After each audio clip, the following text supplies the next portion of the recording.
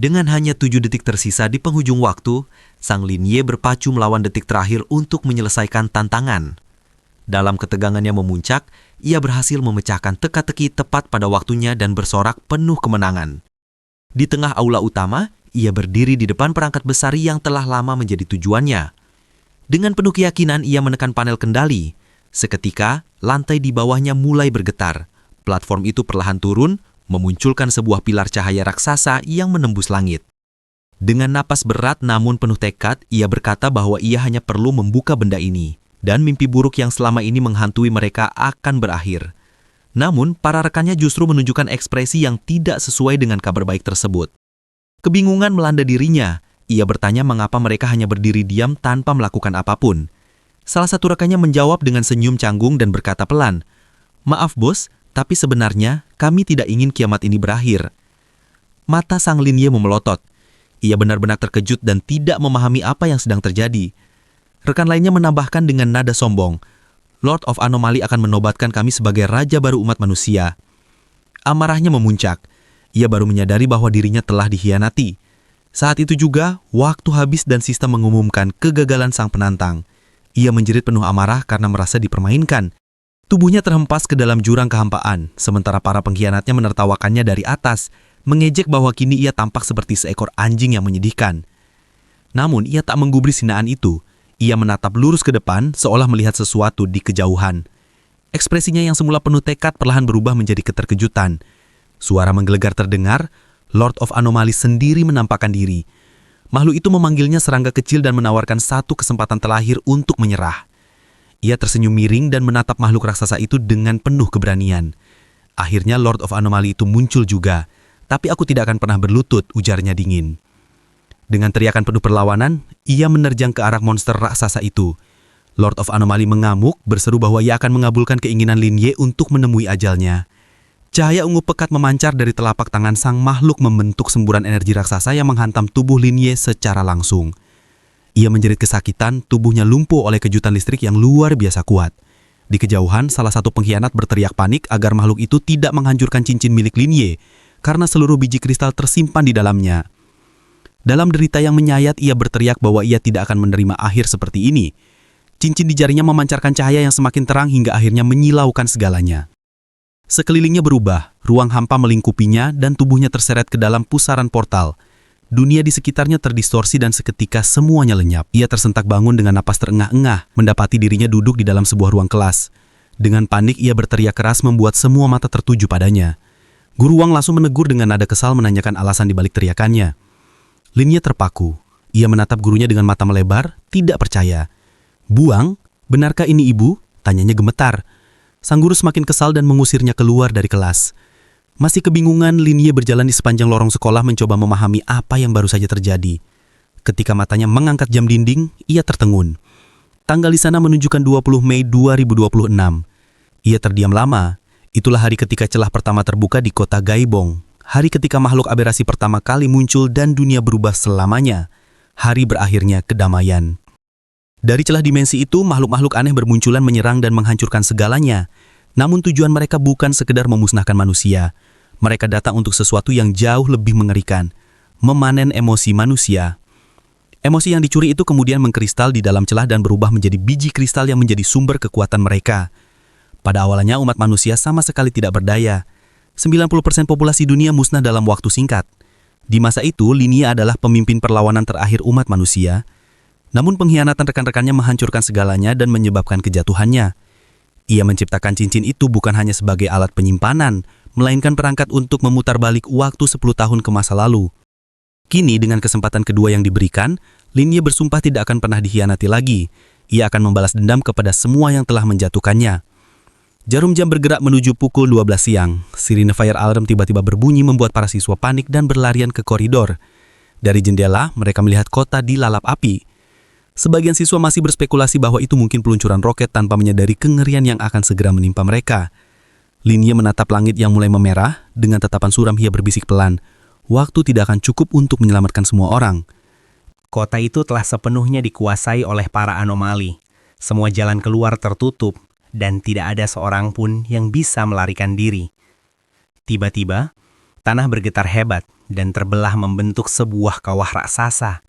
Dari dalam celah itu, muncul sebuah tangan besar dengan cakar tajam. Tak lama kemudian, beberapa makhluk humanoid bersayap serta seekor kadal raksasa menjulang keluar dari dalamnya. Seorang anak kecil terpaku di tempat. Tubuhnya kaku karena ketakutan saat menyaksikan pemandangan mengerikan itu. Di latar belakang, seseorang berteriak histeris, memerintahkan semua orang untuk segera berlari. Makhluk-makhluk itu mulai menyerang. Kadal raksasa membuka rahangnya yang lebar, mengeluarkan raungan menggema yang mengguncang seluruh area. Di tengah kekacauan itu, Lin Ye bersembunyi di atas sebuah gudang tua. Ia duduk tenang di dalam ruang penyimpanan, menggenggam sebuah kapak di tangannya.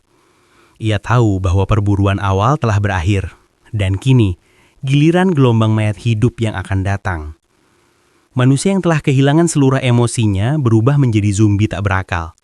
Sementara itu, para anomali memaksa para penyintas untuk ikut dalam permainan maut. Dengan menjanjikan hadiah berharga, mereka memancing manusia untuk bertarung. Dan dari setiap rasa takut, putus asa maupun harapan yang lahir, mereka memanen emosi itu untuk memperkuat diri. Tujuan Lin Ye sederhana, namun berbahaya. Ia harus terpilih dalam salah satu permainan itu. Hanya dengan cara itu, ia bisa mengubah takdir dan menuntaskan dendamnya. Tiba-tiba, suara keras menggema dari sisi lain ruangan. Dari balik pintu, terdengar teriakan seorang pria dan wanita yang memohon untuk dibukakan. Suara gadis itu bergetar oleh rasa takut, memohon agar mereka diselamatkan. Lin Ye mengernyit. Ia segera menyadari bahwa tempat mereka berada adalah hotel penyimpanan sumber daya penting. Teriakan mereka jelas akan menarik perhatian gerombolan zombie, dan itu akan menjadi masalah besar. Menilai situasi dengan cepat, Lin Ye tahu ia harus bertindak sebelum keadaan menjadi tak terkendali. Ia menatap cincinnya, menyalurkan kekuatan misterius yang tersimpan di dalamnya ke kapaknya. Seketika, kapak itu berubah wujud berkilau dengan energi aneh. Ia berdiri perlahan dan bergumam pelan. Waktunya bergerak. Di sisi lain ruangan, pria itu menemukan sebuah linggis dan mencoba memakainya untuk bertahan. Sementara gadis bernama Yawen menatap sekitar dengan wajah pucat, napasnya tersengal oleh ketakutan. Tiba-tiba, gadis itu menjerit histeris. Ia menunjuk ke arah gelap di ujung lorong dan berteriak bahwa mereka datang. Seekor zombie kelaparan berlari cepat ke arah mereka. Makhluk itu menggigit batang linggis dengan brutal, sementara pria itu mati-matian mencoba menahan serangannya. Yawen menjerit ketakutan, dan pria itu berteriak putus asa agar gadis itu segera lari. Yawen menangis sambil berlari, memohon pertolongan. Dari balik bayangan, sebuah tangan tiba-tiba muncul dan menutup mulutnya rapat-rapat. Lin Ye menatap dingin dan berbisik. Kalau kau tidak mau memancing lebih banyak zombie, diamlah. Namun suara jeritan sebelumnya sudah cukup untuk menarik perhatian para mayat hidup. Dari kejauhan, terdengar langkah-langkah cepat mereka yang mendekat. Melihat situasi yang memburuk, Lin Ye segera melompat keluar dari persembunyiannya. Dengan sekali ayunan, gelombang energi dilepaskan dari kapaknya menghantam gerombolan zombie di lorong. Dalam satu tebasan kuat, ia menumbangkan semuanya. Tubuh ini memang belum sekuat dulu, tapi menghadapi makhluk selevel ini, masih bisa aku tangani. Yawen terpana. Ia tak percaya bagaimana pria itu bisa menghabisi begitu banyak zombie sendirian. Sementara, pria yang mereka tinggalkan di luar masih berteriak meminta bantuan. Dengan ekspresi dingin tanpa belas kasihan, Lin Ye melancarkan satu serangan lagi. Gelombang energi meluncur deras menghancurkan zombie yang tersisa. Ia kemudian melempar kapaknya ke arah terakhir kawanan itu, dan kapak itu kembali ke tangannya seolah ditarik oleh kekuatan tak terlihat. Yawen menatapnya dengan takjub. Tanpa membuang waktu, Lin Ye berkata datar. Mulai sekarang, ruangan pendingin ini milikku. Kalian berdua cari tempat lain. Namun Yawen menolak. Ia memohon agar mereka bisa tetap bersama, dengan alasan lebih aman jika berkelompok. Lin Ye menatapnya dingin dan menjawab, "Aku tidak butuh siapapun untuk melindungi diriku." Gadis itu lalu mencoba merayu dengan senyum menggoda. "Lelaki sekuat kamu pasti butuh seorang wanita di sisinya, kan?" Lin Ye menatap tajam. "Kau tak takut menggoda laki lain di depan pacarmu?" Tanyanya sinis. Yawen buru-buru menyangkal. "Dia bukan pacar saya. Kami hanya teman. Benar kan, Suming?" Pria bernama Suming itu mengangguk cepat, meski jelas kesal. Yawen kemudian menatap Lin Ye dengan tatapan penuh harapan dan berkata lembut, "Ayo masuk. Aku janji kau tidak akan menyesal. Dengan senyum tepis yang ambigu, Linie menjawab pelan. Boleh, tapi dia tetap di luar. Suming terkejut dan berteriak marah, mengatakan itu tidak adil karena mereka datang bersama. Namun Yaun justru membela Linie. Aku bukan tipe wanita yang melupakan jasa orang yang menolongku, katanya lembut. Mulai sekarang, aku akan mengikutimu, dan aku berjanji tak akan pernah mengkhianatimu. Linie menatapnya dalam diam, tak menunjukkan emosi apapun. Sambil bersandar di dinding ruang penyimpanan, Linie teringat pada mantan rekannya di masa lalu. Gadis itu bahkan berbicara dengan cara yang sama. Ia mendengus pelan dan berkata dingin, "Lakukan sesukamu." Tak jauh dari sana, Suming menatap Wen-Wen dengan ragu. "Kau benar-benar berniat tetap bersamanya?" tanyanya hati-hati. Wen-Wen tersenyum tipis lalu menggeleng. "Tentu saja tidak, aku hanya berbohong." Dengan nada licik, ia mengungkapkan rencananya. Mereka akan memblokir pintu dan menyerang Linie bersama-sama. Suming tampak khawatir. Ia mengingatkan bahwa Linie baru saja menghabisi sekumpulan zombie sendirian. Namun Wen-Wen menjawab dengan sinis, "Bahaya sebenarnya bukan dia, tapi kapaknya. Aku akan mengalihkan perhatiannya, sementara kau ambil senjatanya." Suming masih tampak bimbang. "Tapi dia menyelamatkan kita. Kita butuh sekutu, bukan musuh." Wen-Wen memotong ucapannya tajam. "Kalau bukan karena aku, kita sudah diusir sejak tadi." Ia mendekat, menatap Suming dengan penuh keyakinan. "Begitu kita mendapatkan kapak itu, tak ada satupun yang bisa menghentikan kita." Mendengar janji itu, Suming akhirnya menyerah dan mengangguk setuju. Di dalam ruang penyimpanan, Linie duduk tenang, menutup matanya sejenak untuk beristirahat. Tak lama kemudian, Wen-Wen menghampirinya dengan langkah lembut. "Bagaimana kalau kita cari tempat yang lebih pribadi?" ujarnya menggoda. Linie melirik sekilas tanpa ekspresi. "Tidak tertarik," jawabnya datar. "Bukan saat ini." Wen-Wen tersenyum lembut. "Baiklah, aku akan menunggu berapa lama pun itu." Ia lalu duduk di samping Linie dan mencoba mencairkan suasana. "Namamu siapa?" tanyanya dengan nada lembut. "Linie," jawab sang protagonis singkat. "Nama yang bagus," puji Wen-Wen dengan senyum manis, sementara Suming yang mengamati dari kejauhan menggeretakkan gigi menahan amarah. Linie kemudian memperingatkan, "Malam ini akan panjang, sebaiknya kau istirahat." Namun di saat itulah, Wen-Wen melihat kesempatan. Dengan gerakan halus, ia menyerahkan kapak milik Linie kepada Suming secara diam-diam. Begitu senjata itu berpindah tangan, Suming langsung melompat maju dan mengayunkan kapak tersebut dengan keras ke arah Linie. Namun sang protagonis dengan sigap menghindar, membuat kapak menghantam lantai dan menimbulkan dentuman keras. Suming mencabut pipa besi dari rak dan menatap Linie dengan senyum penuh keyakinan. Ia merasa telah menguasai keadaan. Namun Linie hanya menatapnya datar tanpa rasa takut sedikit pun. Ia bersiul pelan. Seketika, kapak ditar dan memancarkan cahaya merah menyala. Sebelum sempat bereaksi, senjata itu terlepas dari genggamannya dan melesat menembus dada Suming tepat di tengah. Pria itu terhuyung, matanya membelalak takutan. Ia jatuh tersungkur ke lantai, terengah-engah sementara darah mulai mengalir di bawah tubuhnya. Linie hanya berdiri diam, menatap tanpa emosi. Suming berusaha bangkit, namun tubuhnya tak lagi mampu. Wen-Wen menatap pemandangan itu dengan wajah pucat, nyaris tak percaya. Tiba-tiba, dalam keputusasaan dan ketakutan, Wen-Wen berteriak dan berlari ke arah Linie dengan besi panjang di tangannya. "Aku tidak akan mati di sini." Namun yang tak disangka, Wen-Wen justru berbalik menyerang Suming, menusukkan besi itu ke tubuh pria malang itu tanpa ragu. Suming menatapnya dengan mata penuh kekecewaan dan kesakitan. "Kau mengkhianatiku," gumamnya sebelum terkulai tanpa bernyawa. Wen-Wen mengabaikan iri dia, berlari ke arah Linie dan memeluknya dengan erat. "Mohon, izinkan aku bersamamu," katanya dengan suara bergetar. Linie mendorongnya dengan kasar. "Aku tidak tertarik." Air mata menetes di pipi Wen-Wen. "Tolong, Terimalah aku sebagai wanitamu, pintanya dengan nada memelas.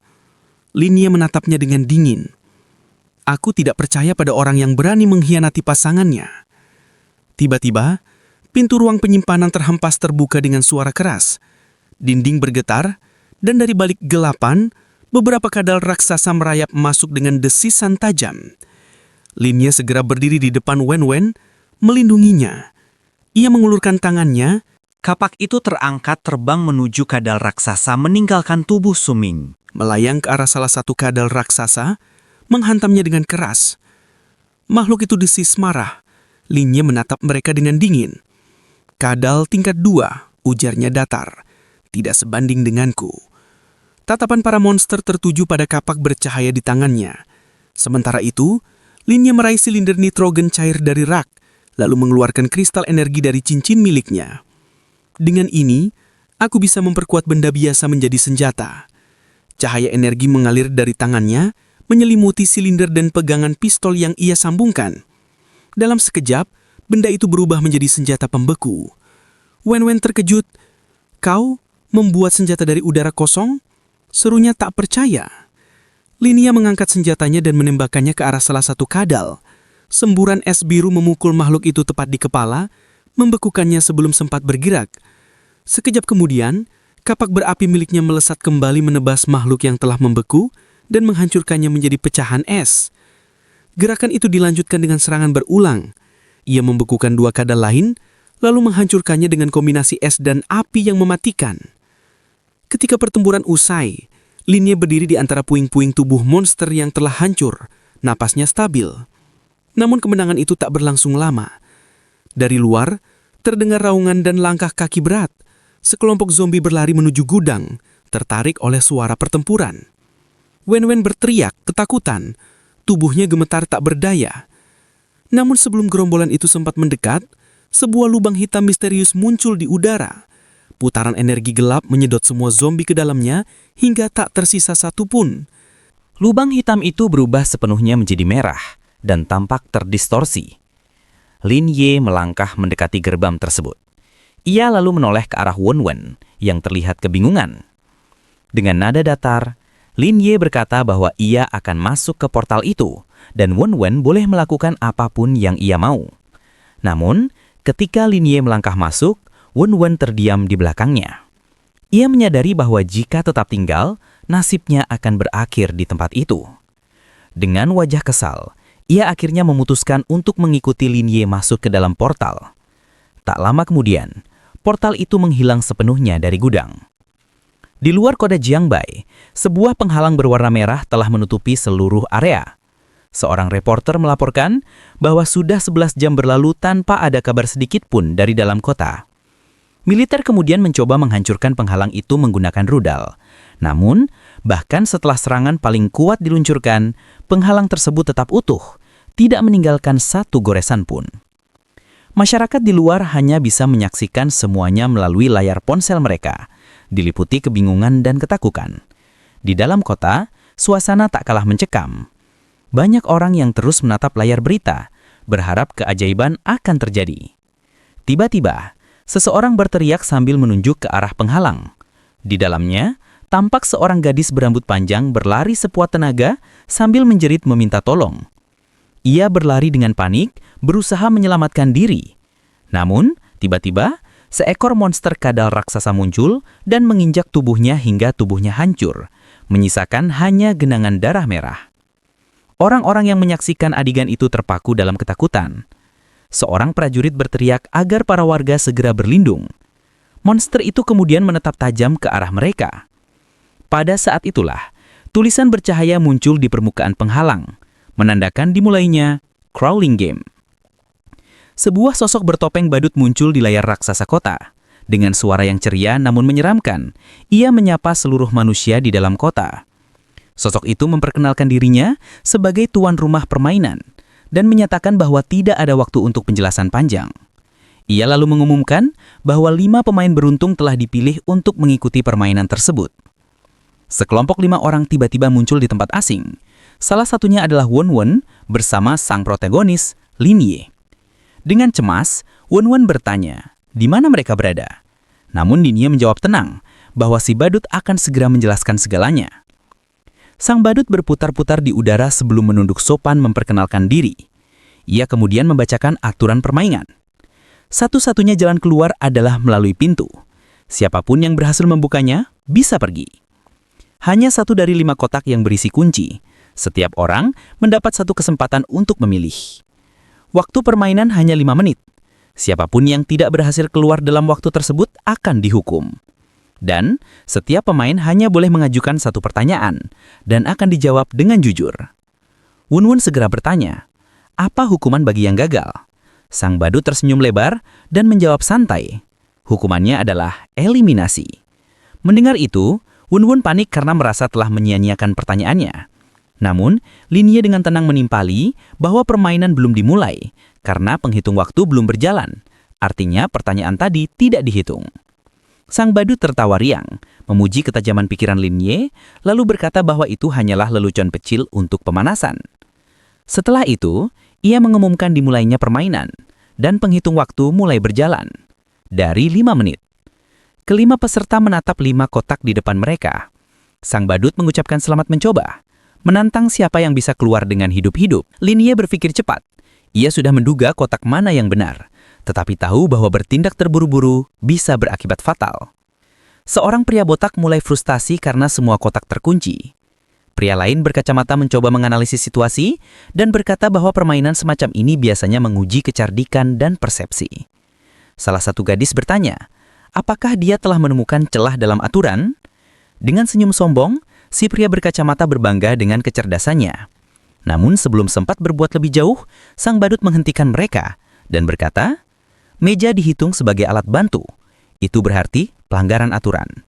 Pria berkacamata membantah kuat, bersikeras bahwa ia tak melanggar apapun. Tiba-tiba, berkas cahaya merah muncul dan menembus tubuhnya. Dalam sekejap, sinar-sinar itu memotong tubuhnya menjadi beberapa bagian, sebelum akhirnya meledak menjadi serpihan darah. Di luar, orang-orang yang menyaksikan melalui layar menjerit ngeri. Dunia seakan membeku. Dengan senyum menyeramkan, sang badut lalu mengumumkan, mulai sekarang, aku tambahkan 1 aturan lagi, bahwa semua interpretasi aturan permainan ini hanya milikku. Badut itu berbicara dengan nada datar. Akulah yang memegang keputusan akhir. Jika aku mengatakan itu pelanggaran, maka itu adalah pelanggaran. Ujarnya tanpa ekspresi. Ia kemudian menatap para peserta dengan senyum tipis. Kalian memiliki waktu kurang dari 4 menit lagi. Semoga beruntung. Sesaat kemudian, wajah seorang pria berkacamata perlahan menghilang. Tubuhnya terurai menjadi piksel-piksel kecil yang tersedot ke dalam alat penangkap emosi, lalu berubah menjadi sebongkah kristal berkilau. Dengan nada sinis, badut itu berkomentar, sungguh memalukan. Setelah melalui semua seleksi ketat itu, ternyata mereka tetap saja berakhir sebagai pecahan ketakutan. Ia kemudian menatap ke arah kamera dengan ekspresi serius. Saya memperingatkan kalian semua, jangan memprovokasi saya lagi. Saya sungguh tidak ingin membunuh siapapun. Kompetisi ini sedang disiarkan langsung ke seluruh dunia. Semua orang dapat menyaksikan perkembangan permainan ini. Nada suaranya berubah menjadi tegas. Kami, para penyelenggara, bermaksud membuktikan keadilan dan ketidakberpihakan permainan ini. Jika tidak ada keberatan, saya anggap kalian semua setuju. Badut itu tersenyum tipis. Kalau begitu, mari kita lanjutkan permainan. Waktu kalian sudah hampir habis. Tiba-tiba, seorang pria berbaju biru mengangkat tangan dengan wajah gelisah. Aku punya pertanyaan. Di kotak yang mana kuncinya berada? Pria berotot di sampingnya menimpali dengan semangat. Benar juga, karena dia harus menjawab, kita bisa langsung menanyakannya padanya. Langkah yang cerdas sekali. Sorak-sorai pun terdengar dari para peserta yang menonton. Ya, kita berhasil menaklukkan permainannya. Namun, badut itu hanya tertawa pelan. Jawabannya, kuncinya ada di salah satu kotak tepat di depan kalian. Sekejap kemudian, suasana menjadi hening. Rasa kecewa menyelimuti para peserta. Pria berotot itu berteriak dengan wajah merah menahan marah. Apa bedanya jawaban itu dengan tidak menjawab sama sekali? Jawaban itu benar-benar setengah hati. Badut itu tak terpengaruh. Ia mengangkat tangannya tinggi-tinggi dan mulai menghitung mundur. Silahkan buat pilihan kalian dalam 5 detik. 5, 4, 3, 2, 1. Pria berbaju biru dengan cepat menunjuk ke salah satu kotak. Nomor 4, aku pilih kotak nomor 4. Badut itu tersenyum lebar. Baiklah, silahkan buka hadiahnya. Dengan tangan gemetar, pria itu membuka kotak tersebut. Di dalamnya tampak sebuah kunci mengkilau. Sorak-sorai pun kembali terdengar. Namun saat ia mencoba menggunakan kunci itu untuk membuka pintu di depan mereka, tiba-tiba kilatan listrik menyambar tubuhnya. Ia menjerit keras, tubuhnya terhempas ke belakang dan aroma logam terbakar memenuhi udara. Badut itu kembali berbicara dengan nada ringan, seolah tidak terjadi apa-apa. Sayang sekali, kuncinya salah. Wen-Wen menangis ketakutan. Tubuhnya tak mampu berbuat apa-apa. Mayat pria berbaju biru yang baru saja terjatuh perlahan terurai menjadi piksel-piksel kecil. Serpihan itu tersedot ke dalam alat penangkap emosi dan seketika berubah menjadi sebongkah kristal berkilau. Badut di atas panggung menatap dingin, kemudian berkomentar dengan nada datar. Sungguh disayangkan, tampaknya kunci itu tidak membuka pintu. Ia memutar kristal di tangannya dan menambahkan sinis. Lihat, ini adalah pecahan sukacita. Jauh lebih indah daripada pecahan ketakutan, bukan? Waktu yang tersisa tinggal 2 menit. Badut melontarkan peringatan. 3 peserta yang masih bertahan sebaiknya segera bergegas. Suasana menjadi tegang. Wen-Wen menoleh kepada Lin Ye dengan suara bergetar.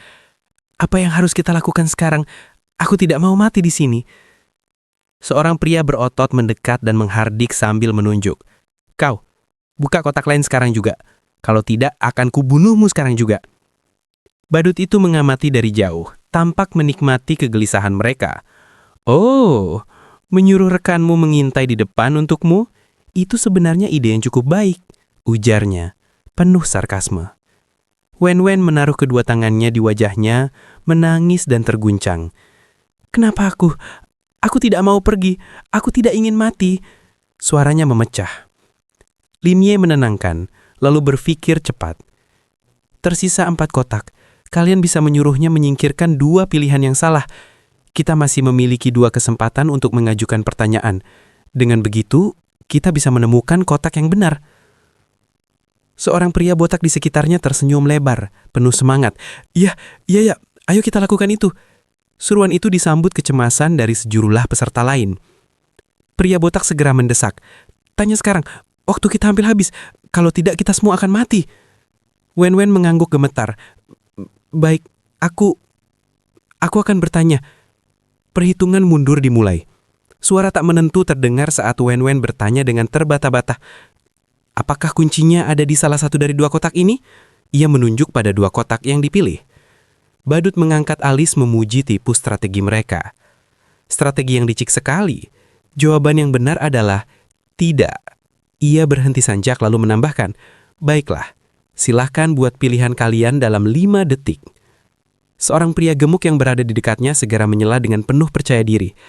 Kalau begitu, apakah kuncinya ada di kotak ini? Ia menunjuk ke kotak lain dengan cepat. Badut menjawab singkat. Bukan, kuncinya tidak ada di situ. Pria gemuk tampak semakin panik namun memaksakan diri tetap tenang. 5. Kalau begitu, pasti di kotak yang ini. Tanpa menunggu, ia memilih kotak nomor 5. Sekonyong-konyong serangan listrik menyambar tubuh pria gemuk itu. Ia berteriak dan terjerembab. Peserta itu gugur seketika. Badut menatap dingin dan berkata, sungguh disayangkan, 1 peserta lagi telah gagal. Wen-Wen terpaku. Suaranya nyaris tak terdengar. Bagaimana bisa terjadi padahal kita sudah memikirkannya dengan benar? Air matanya makin deras. Lin Ye menarik nafas panjang, lalu menjelaskan dengan nada tenang namun tegas. Mungkin saja kunci itu bukanlah sesuatu yang digunakan untuk membuka pintu. Oleh karena itu, pertanyaan yang kalian ajukan berdasarkan pada premis yang keliru. Secara teknis, jawabannya tidak salah. Ia menunduk sejenak memperhitungkan sisa opsi. Peserta nomor 3 telah dieliminasi. Kunci untuk membuka pintu masih berada di salah satu dari 2 kotak ini. Di sudut arena, jarum jam terus berputar. 2, 1, bisik penghitung waktu. Wen menatap Linye dengan wajah memerah oleh emosi. Bajingan, jadi kamu tahu semua. Kenapa tidak memperingatkanku? Aku tidak akan mempertaruhkan nyawaku lagi hanya untuk membuka jalan bagimu, ucapnya dengan amarah yang nyaris putus asa. Linye menatapnya dingin namun jujur. Itu tidak masalah bagiku, karena aku punya lebih banyak waktu tersisa daripadamu. Kalimat itu menggantung di udara menambah ketegangan menjelang keputusan terakhir.